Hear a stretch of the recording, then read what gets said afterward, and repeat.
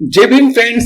आज के इस वीडियो में हम एक्सप्लेन करने जा रहे हैं, बताने जा रहे हैं कि जो विंस्टन चर्चिल थे, जो कि ब्रिटेन के, यूनाइटेड किंगडम के प्राइम मिनिस्टर थे, उन्होंने अपनी स्पीच के अंदर ब्राह्मणों के बारे में क्या कमेंट्री की है उसको हम एक्सप्लेन करने जा रहे हैं। इसके लिए हमने जो भाषण दिया था विंस्टन चर्चिल ने मार्च 18, 1931 को अल्बर्ट हॉल लंदन के अंदर, जिसका भाषण का नाम था over duty in India. Actually इस भाषण के अंदर उन्होंने इंडिया के अंदर अपनी ड्यूटी, मतलब इंडिया से वो जाए ना जाए, इनको इंडियंस को कितनी स्वतंत्रता मिलनी चाहिए, नहीं मिलनी चाहिए, वहां पर इंडिया की परिस्थितियां क्या है, कितने डिफरेंट लोग वहां पर रहते हैं, है ना, उन सब चीजों का एक तरह से डिस्कशन हुआ था। तो ये विंस्टन चर्चिल की स्पीच है जो उन्होंने दी थी यहाँ अल्बर्ट हॉल लंदन के अंदर 18 मार्च 1931 को। और विंस्टन चर्चिल प्राइम मिनिस्टर थे उस वक्त यूनाइटेड किंगडम के। फ्रेंच जो ये विंस्टन चर्चिल है 1940 से लेकर 1945 तक प्राइम मिनिस्टर रहे थे, लेकिन उस वक्त स्पीच देने के वक्त ये मेंबर ऑफ पार्लियामेंट थे। तो ये उनकी स्पीच है। हम इस स्पीच के अंदर देखेंगे कहां कहां पर उन्होंने ब्राह्मणों के बारे में क्या क्या टिप्पणी की है। इस पैराग्राफ में यहाँ पर पर्टिकुलरली विंस्टन चर्चिल कहते हैं, can you wonder that the try in desperation to make what terms are possible with the triumphant Brahmin oligarchy. मतलब जो डिफरेंट क्लासेस इंडिया के अंदर रह रही थी, Europeans, Muslims, depressed classes, Anglo Indians, अगर England, Britain, United Kingdom India को आजाद कर देता है और सारी पावर ब्राह्मण ओलिगार्की, ओलिगार्की मतलब स्मॉल ग्रुप ऑफ पीपल जो कंट्रोल करते हो पूरी कंट्री को, पूरी नेशन को, पूरे स्टेट को, उसको ओलिगार्की बोलते हैं। तो कुल मिला के मतलब विंस्टन चर्चिल कह रहे थे कि अगर इंग्लैंड यहां से छोड़ के चले जाता है इंडिया से, तो जो सारी की सारी पावर है वो ब्राह्मण्स के पास में है। ब्राह्मण ओलिगार्की मतलब ब्राह्मण जो ग्रुप है उसके पास में सारी पावर आ जाएगी, और फिर वो बाकी लोगों के साथ में क्या सलूक करेंगे इसका हम कुछ कह नहीं सकते। आगे नेक्स्ट एक पैराग्राफ में लिखा हुआ है, Gandhi stands for the substitution of Brahmin domination for British rule in India. मतलब मिस्टर गांधी है वो सपोर्ट करते हैं कि नो ब्रिटेन है इंडिया से चले जाए और जो ब्राह्मण राज है वो इंडिया के अंदर आ जाए, ऐसा विंस्टन चर्चिल बोलते हैं। नेक्स्ट पैराग्राफ में जो विंस्टन चर्चिल है वो बोलते हैं, but that is not all, to abandon India to the rule of the Brahmins would be an act of cruel और wicked negligence. It would shame for ever those who bore its guilt, these Brahmins who mouth and patter. ये important paragraph है friends. These Brahmins who mouth and patter the principles of Western liberalism and pose as philosophic and demographic politicians are the same Brahmins who deny the primary rights of existence to nearly 60 millions of their own fellow countrymen, whom they call untouchable, whom they have by thousands of years of oppression actually taught to accept this sad position. They will not eat।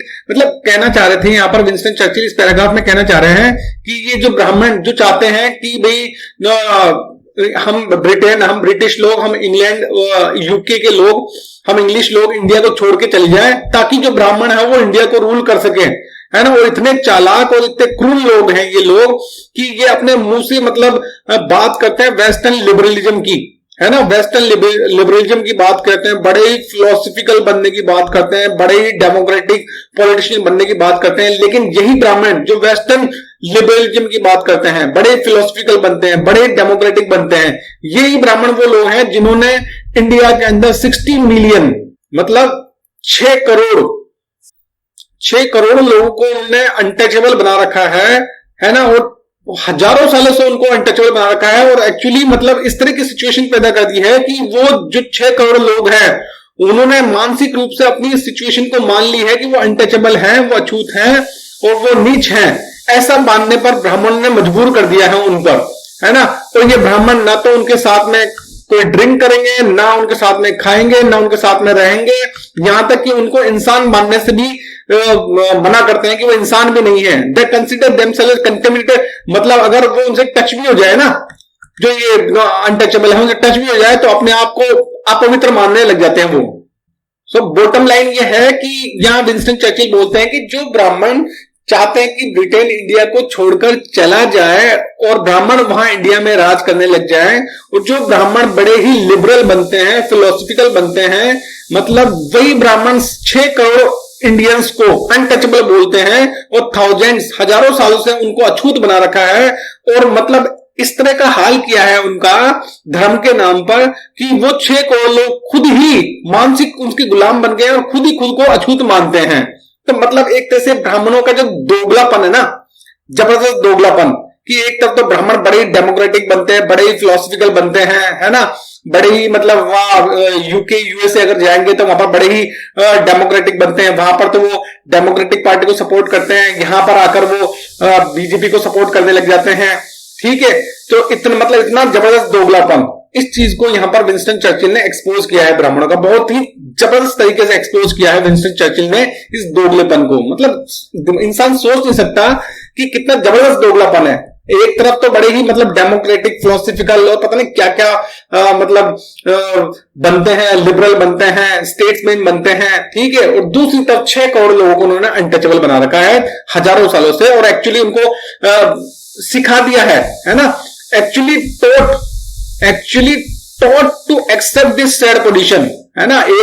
एक बार तो गुलाम को तो फिर भी पता होता है कि वो गुलाम है, यहां पर साले 6 करोड़ लोग हैं, उनको ये पता नहीं है कि गुलाम है वो, है ना, ब्राह्मणों के धर्म के।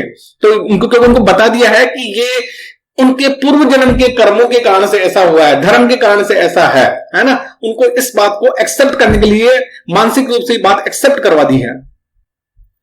आगे जो विंस्टन चर्चिल है वो ब्राह्मणों का मुस्लिम से किस तरह का रवैया है उस चीज को भी एक्सप्लेन करते हैं। यहां बोलते हैं Churchill, the Brahmin know well that they can not defend themselves against the Muslims.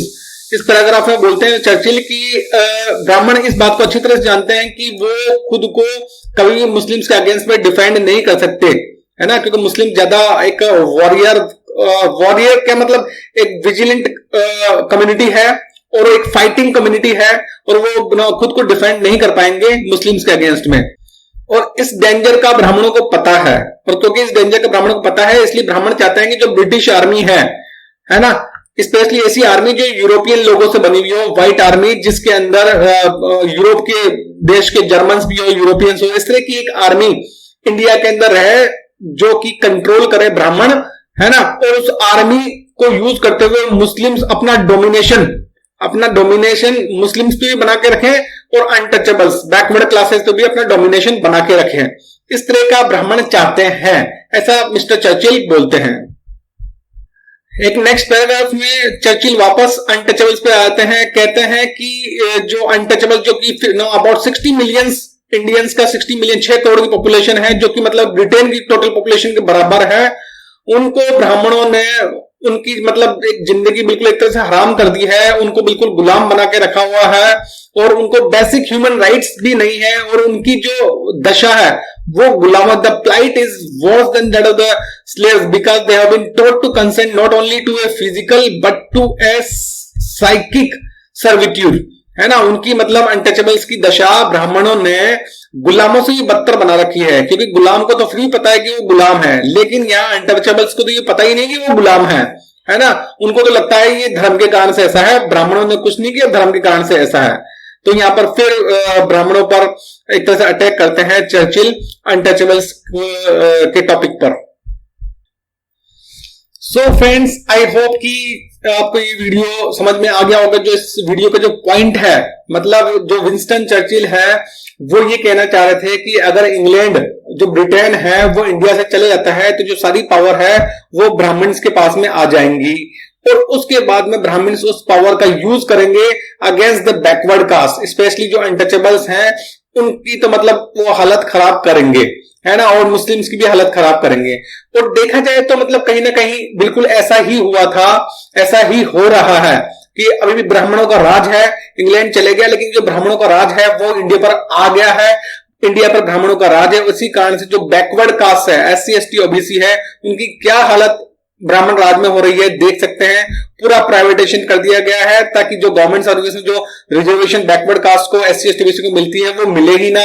और इस तरह के नियम, और पूरा हिंदू मुस्लिम करके जो बैकवर्ड कास्ट है SC ST OBC उसको मुस्लिम से भिड़ा दिया गया है ना, मुस्लिम्स की STC कर दी गई है, और SC ST OBC को हिंदू के नाम पर उनका पोलराइजेशन करके उनको मतलब एक तरह से मानसिक गुलाम बना लिया गया है। हिंदू नाम के शब्द के पीछे, हिंदू नाम के वर्ड के पीछे उनको मानसिक रूप से गुलाम बना लिया गया है, और मुस्लिम से उनको भिड़ा दिया गया है। तो विंस्टन चर्चिल ने जो उस वक्त उस वक्त 1931 के ने जो बातें सोची थी वो उसके बाद में इंग्लैंड के इंडिया से चले जाने के बाद में वो बातें बिल्कुल सच हुई। ब्राह्मणों के पास में सारा राज आ गया, सारी पावर आ गई और उन्होंने उस पावर को बहुत जबरदस्त तरीके से बैकवर्ड कास्ट के, SC ST OBC के और मुस्लिम्स के अगेंस्ट में यूज किया था और आज भी कर रहे हैं। तो फ्रेंड्स, आई होप कि जो हम इस वीडियो में समझाना चाह रहे हैं, विंस्टन चर्चिल के जो विचार थे ब्राह्मणों के बारे में, वो आपको समझ में आ गए होंगे। वीडियो अच्छा लगा तो प्लीज वीडियो को लाइक, कमेंट और चैनल को सब्सक्राइब जरूर करें। Thanks for watching the video. जय भीम।